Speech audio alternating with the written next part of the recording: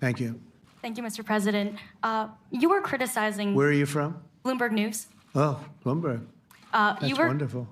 You were criticizing the Federal Reserve Chair before coming to this summit. Yeah, I think he's terrible. I was wondering if you've begun interviewing different candidates for the Fed pick. Yeah, I know within 3 or 4 people who are going to pick. I mean, he goes out pretty soon, fortunately, because I think he's terrible. We have no inflation. We have a tremendous economy. Hundreds of billions of dollars of tariff money is pouring in. Factories are being built because they don't want to pay the tariffs, so they're building them all over the country.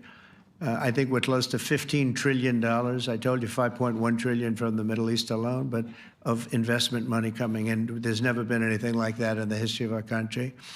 But we have no inflation.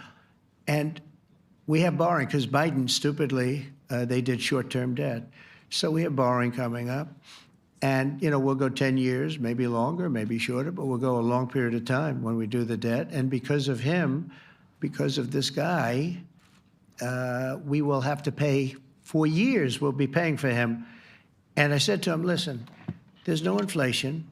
He says, but maybe there'll be some. That's true. I said, if there is some, what you do is raise the rate. I'm okay with that. You raise the rate in 2 years from now or in a year from now. But because the rate's high, we have to pay more for debt. It's pretty equal. In other words, if it's 4%, it's 4%. If you drop it a point, you'll pay 3%. So it's fairly equal, not necessarily, but fairly equal. So we're going to end up paying maybe 2 points or 3 points more. 3 points would be about $900 billion a year because of this very average mentally person. He's an average mentally person. I'd say low in terms of what he does, low. Low IQ for what he does, okay? Wait, so instead of paying $900 billion, we don't want to pay 900 just because he doesn't want to lower the rate. I said, if there's inflation in 2 years or 3 years or 1 year from now, you raise the rate and you take care of the inflation, among other things.